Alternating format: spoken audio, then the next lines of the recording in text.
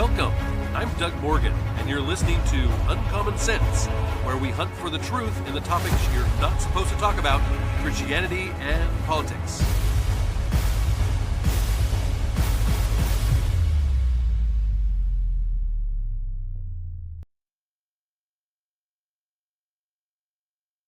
And welcome back to the podcast. Today's episode is one that, to be honest with you, I have kind of not wanted to do. So it's going to be a little bit different today, just kind of upfront and honest with you. We covered this subject in a FOMO Friday, and I thought, well, maybe that'll be just good enough and let it be. But I have gotten a lot of people who have asked a lot of questions about this, and they have a lot of differing opinions. And so I thought, it is time to do a podcast about this and kind of give you my thoughts on it. And many of these are my opinions and my thoughts, but I think that it would be good to add in my 2 cents into what took place right after the inauguration of President Donald Trump. And what happened was that they had a service, we're going to call it a service, okay, a church service, where Marianne Budde was given a sermon, I guess we'll call it as well. And you probably have seen a little bits about this. You may have even seen the whole thing. It lasted about 15 minutes. We're not going to cover all 15 minutes. We don't simply have time for that. But I do want to cover some of the more pertinent parts of this sermon, and kind of tell you why I think, and I'll tell you right up front, I think that this sermon was unbiblical.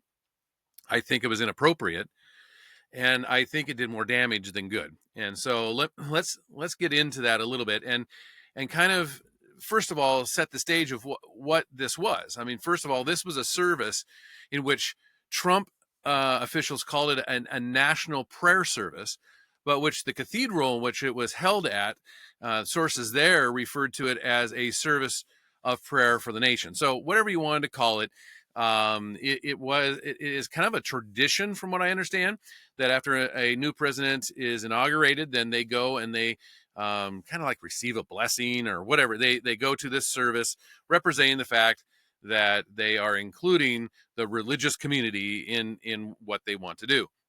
Well, in this particular service, it had invocations from different denominations and scripture readings from them as well, like from Episcopalians, African Methodist Episcopals, Baptists, Presbyterians, Lutherans, Methodists, Mennonites, Jewish, Indigenous, Muslim, Hindu, Baptist.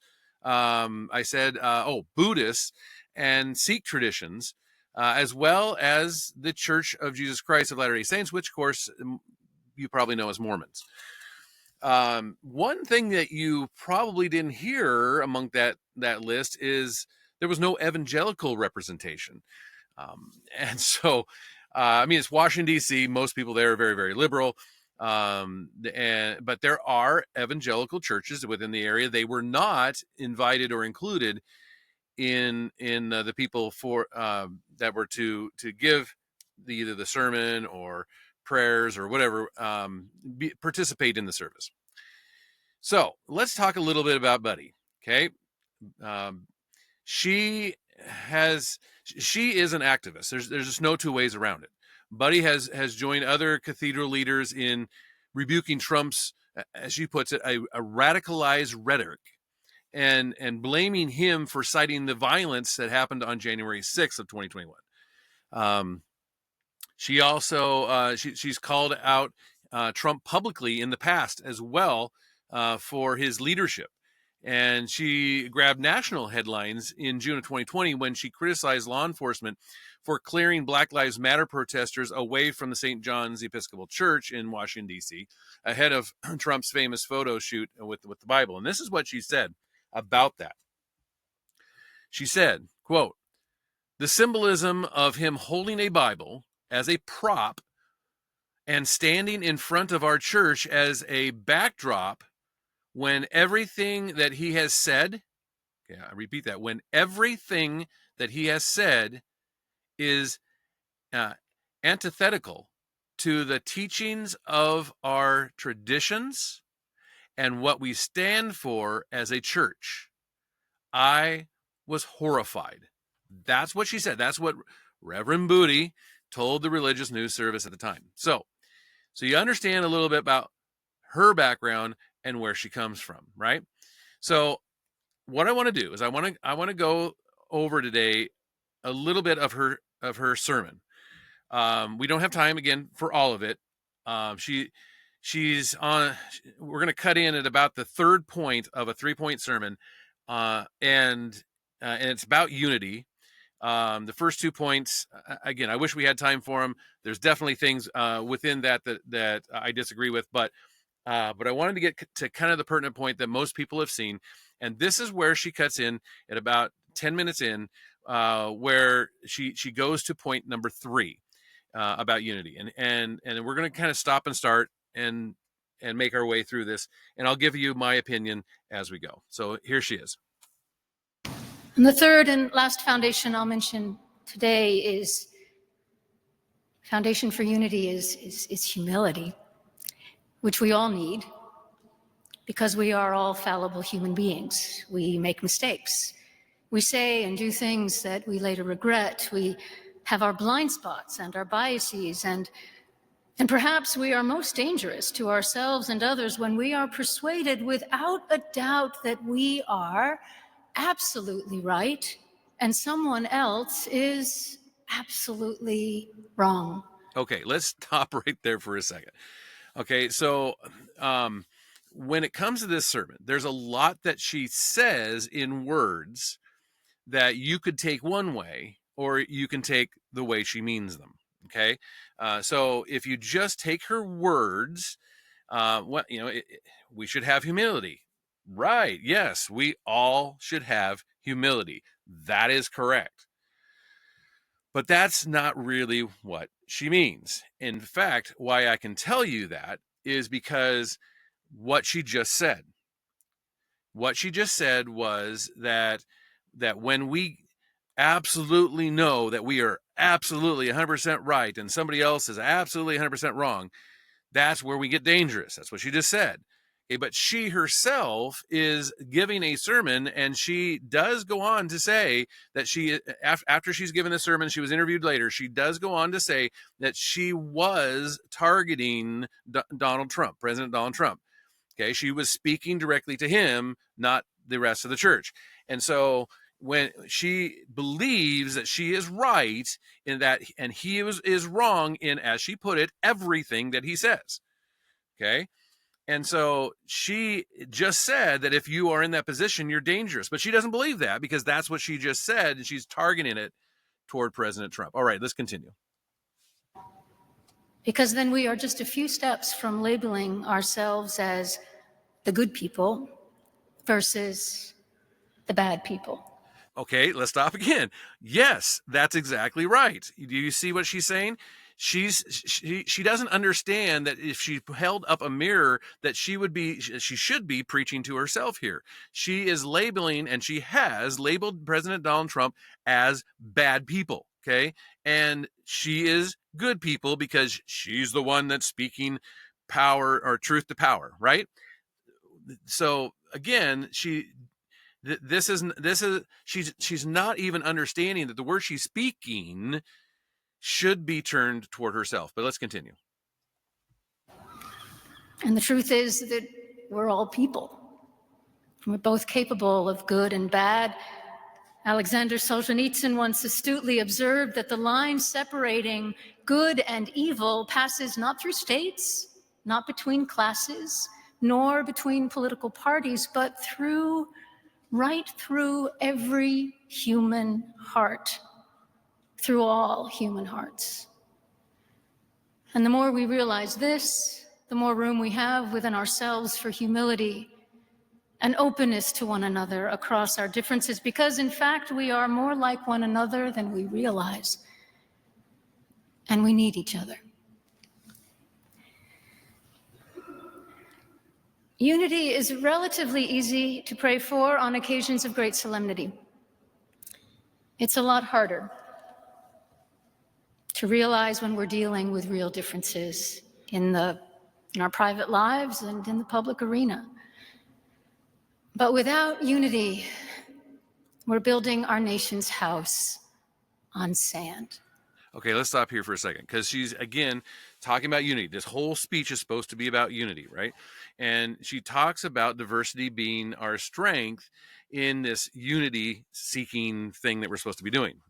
And again, much of what she's saying, if you take the words that she says and you put them in the way that you think they should be explained or defined, then it can be hard to understand why she's wrong, right? Humility is a good thing. Unity is a good thing. All this kind of stuff, right?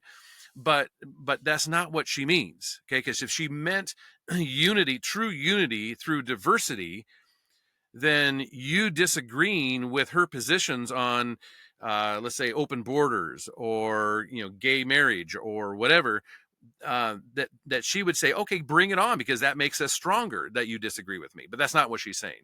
So let's continue.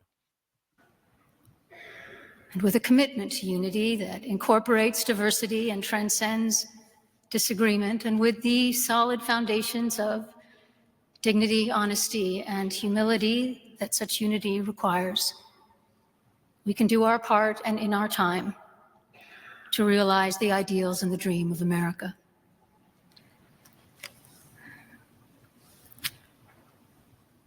Let me make one final plea, Mr. President. Millions have put their trust in you. And as you told the nation yesterday, you have felt the providential hand of a loving God. In the name of our God, I ask you to have mercy upon the people in our country who are scared now. Okay, let's stop right here again. So she brings in this word mercy now into the sermon. And now that she's, and right, I mean, she is speaking, everybody can tell, she is speaking right to Donald Trump. She said so right here in the sermon. So now she brings in the word mercy. Again, we should have mercy, right? God showed us mercy. I mean, it's hard to disagree with the words that she's choosing to use, but it's not what she means. She's not talking about mercy here, and we will find that out here coming up shortly. Here, listen more. There are gay, lesbian, and transgender children in Democratic, Republican, and independent families. Okay. First of all, we need to stop here, because there is no such thing as a transgender child. Okay? Biblically, God did not make mistakes when he made people. Okay? Can someone be born without an arm? Yes, of course. Okay? Is that God's fault? No, it's not. But God did not make a woman to be in a boy's body, okay, or a girl to be in a boy's body, or near vice versa. He did not, just because you think that you're a girl in a boy's body, doesn't mean that that's the case. All right, there's no such thing as a transgender child. And what this particular reverend or bishop is pushing is the transgender ideology. Transgender ideology that basically says that if you believe that you are a different gender, that you're in the wrong body, then you should have chemicals that permanently alter your body, that make it so you cannot reproduce, and that at some point you should be able to have surgeries which exactly do the same thing. Let's continue. Some who fear for their lives. And the people who pick our crops and clean our office buildings, who labor in poultry farms and meat packing plants, who wash the dishes after we eat in restaurants and work the night shifts in hospitals, they They may not be citizens or have the proper documentation, but the vast majority of immigrants are not criminals. They pay taxes and are good neighbors. They are faithful members of our churches and mosques, synagogues, wadara, and temples. Okay. She gets into the open border thing here. All right. So I love the progressive or the liberal idea that we cannot expel people from our country that are here illegally because who's going to do the menial work? Who's going to clean up our dishes after we go to a restaurant? Who's going to wash them? Who's going to do our yards and our yard work? It's the same. It's the same broken argument that the Democratic Party had when slavery was an issue. All right, the whole argument when it came to the Democratic Party was we can't free the slaves. Why? Because who's going to pick the cotton? It's the same old, tired argument of who's going to do that work for us. But at the same time, we don't care that that there are criminals in this country because of our open borders. We don't care that countries have literally just flushed their jails out of criminals and sent them here. We don't care that fentanyl is coming in and drugs are coming in over the border and we have no recourse in stopping them. We don't care about any of that. Okay. It's just that, these people are paying taxes. No, they're not. They're not paying taxes. They're here illegally. All right. Okay. Let's continue. I ask you to have mercy, Mr. President, on those in our communities whose children fear that their parents will be taken away, and that you help those who are fleeing war zones and persecution in their own lands to find compassion and welcome here. Our God teaches us that we are to be merciful to the stranger, for we were all once strangers in this land. Showing mercy, again, here she brings up the mercy thing. Showing mercy does not mean that we have an open border. Okay, showing mercy does not mean that we let every single person that wants to come to America come and live in America. May God grant us the strength and courage to honor the dignity of every human being, to speak the truth to one another in love, and walk humbly with each other and our God for the good of all people in this nation and the world. Amen. Okay, so that's her sermon. All right. I've given you a little bit of what I think. I also wanted to give you a little bit. There was definitely some pushback against this, not just myself, right? But from other pastors. One pastor, Rob Penzilla, who's the pastor at Coral Ridge Presbyterian Church in Florida, he said, ironically, the bishop used the pulpit and the service to not only lecture the president, but to promote a secular worldview of her woke ideology. Unity can only be achieved through a commitment to biblical truth, not cultural assimilation. Her sermon was indicative of the heresy being taught by mainstream denominations. And Chicago pastor Corey Brooks added that, quote, would like to know why she didn't ask for the previous administration to have mercy on these trans kids and immigrants. This bishop asked Trump and his administration to have mercy on trans kids and immigrants. What I would like to know is why she didn't ask for the previous administration to have mercy on these trans kids and immigrants. Where was she when it counted? We have children who are so young they do not know the ways of this world, and yet we are doing irreversible damage to their bodies, damage that may have they may sense regret. Where was she when Biden opened the borders and allowed millions of people who knew they were breaking the law to cross over? And he also added this. He says, we knew a day of reckoning was coming, yet where was her request for compassion back then? What the previous administration did was not compassion, but ideological malpractice. They operated on children out of ideology. They allowed in people from other countries out of ideology. This was not compassion. Our compassion must be for our citizens first and foremost. So, again, I would agree with all of that.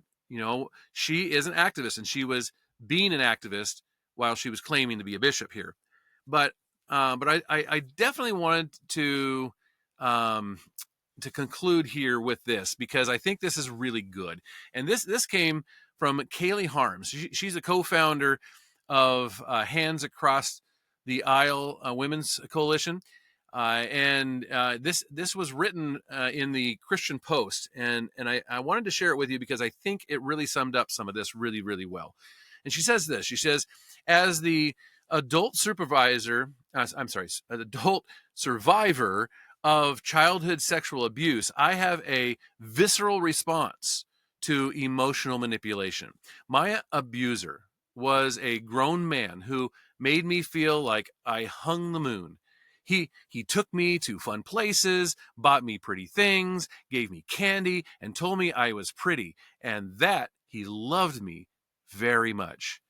He nicknamed me Special K and walked me down to the corner store to buy me grape soda and nail polish. He was one of my favorite people because I was too young to recognize that his brand of love was abuse and abusive, and that it was actually going to cost me way more than I would ever be willing to agree to pay.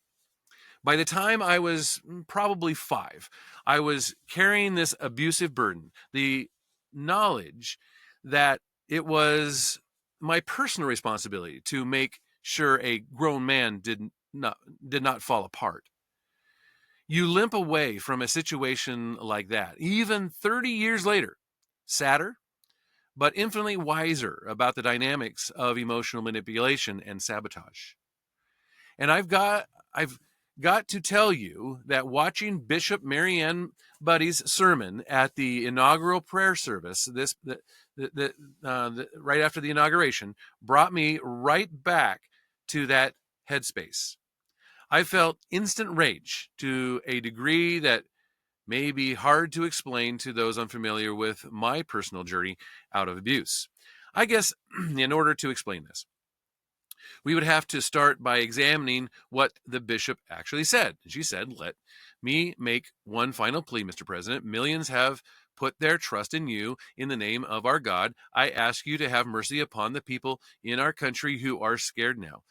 There are gay, lesbian, transgender children in Democratic, Republican, and independent families who fear for their lives. Well, what's so bad about that, you might ask? All she did was ask for mercy. Doesn't God love even marginalized people? Isn't he merciful? Doesn't he want to love them too?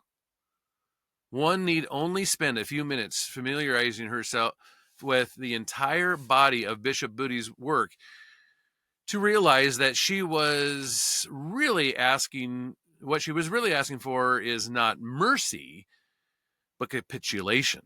She wasn't asking him to use softer words. She was asking him to pump the brakes on necessary policy changes that would protect the greater good. Jesus loves people. He loves you. He loves me. He loves illegal immigrants. He loves kids who are confused about their gender. His heart is merciful toward us. But loving every person does not mean he loves every idea or every action. Mercy doesn't look like capitulating to ideologies that lead them to harm. Mercy looks like intervening to stop the harm from happening. And it's precisely what intervention that Bishop Budde was standing staunchly against in her speech. She framed the whole thing as love, of course, but the brand of love she was peddling wasn't love at all. And that's why it vexes me.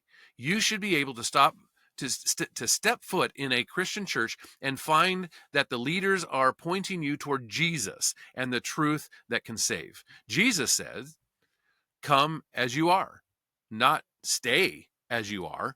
Faithful Christian leaders lovingly encourage their congregants to surrender their sins to Jesus and allow him to transform them from the inside out. To be a Christian is to be willing to change. It means your identity is in him, not your sexual preferences or rebellion against the material reality of your sex. But false leaders like Bishop Budde encounter this necessary shepherding and shout, have mercy! Don't tell people they need to change. That's hateful. And in doing so, they circumvent the very repentance that could bring the healing we all claim to desire. Budde's speech, perpetuated both the myth of the transgender child and the historic belief that children will die if they don't indulge their delusion about their bodies. There's no such thing as a transgender child. Mercy and compassion for kids who are confused about their sex looks like lovingly helping them make peace with the immutable nature of it. It does not look like forcing the rest of society to play make-believe with the cult ideology that's harming them. The price tag here is just too high. Kids are not dying because we refuse to tell them about their bodies. The suggestion is preposterous and harmful. In defense of her, she appealed to the misguided belief that trans identity people are powerless, when in fact the opposite is true. The trans lobby is not powerless. Until very recently, they had all the institutional power, all of it. They've had a deep grip on the entirety of the mainstream media, big tech, big pharma, and the medical institutional complex, academia, Hollywood elite, and increasingly of the now largely apostate church. They have not been powerless. Women have been powerless to stop them. How do you think female inmate raped by men in their prison cells feel when people who claim to be abuse survivors advocates defend their rapists in the name of God? What does mercy look like to a physically castrated young man like Richie Herron, who will never be a father because people like Bishop Budde encourage the cult belief that they could be born in the wrong body? What does mercy look like to grieving parents whose children have committed suicide after the medical intervention experts promised what would make them happy failed to deliver? I'm focused heavily on the trans element of Budde's speech for obvious reasons. It's been my soapbox for the past 10 years, she says. I'm so inundated with stories of harm perpetuated by the gender cult that it keeps me up at night. But the same logic could be applied to Budde's opposition to Trump's border patrol policies. What would mercy have looked like for Laken Riley's family? It's not unloving to restore law and order where abuse and chaos have been running rampant. Imagine someone comes up to you and demands that you remove all the locks from your house. There are people who need your help, they shout. Let them live in your house and eat your food. Let them use your credit cards to buy the clothes and pay their bills. So you ask questions like, well, how many people are we talking about? And who are they? And what are their names? Have we conducted criminal history screenings or any on any of them?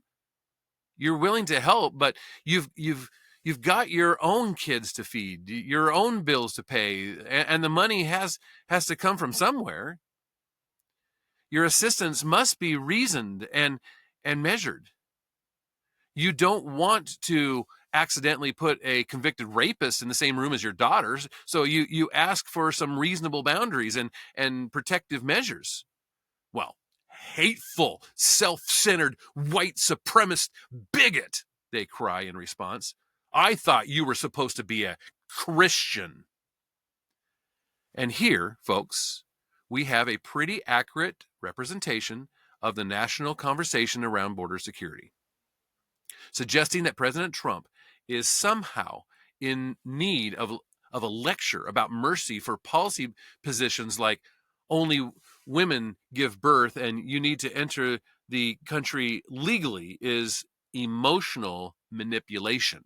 And I'm not having it, she says. I'm so weary of watching ideas that lead to harm be framed as compassion. It's a grand reversal of reality, a form of DARVO, the deny, attack, reverse victim, and offender.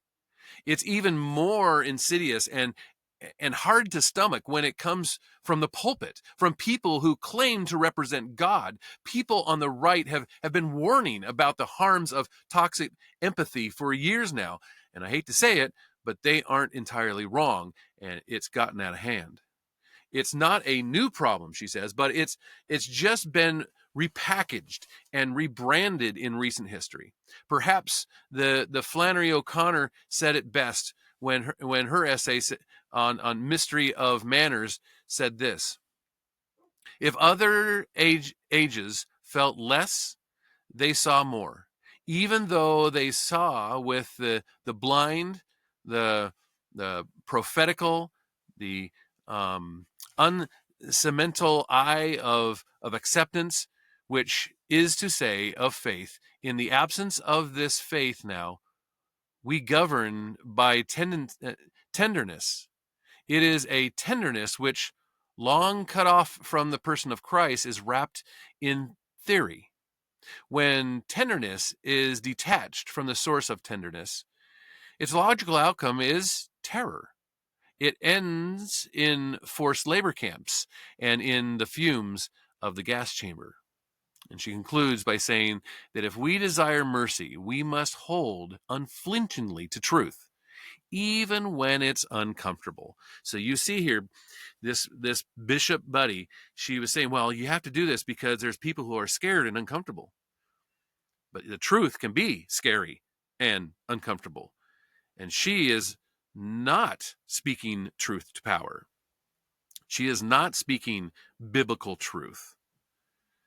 And I think that this was totally uncalled for and should not have happened. And I would love to hear your thoughts on it.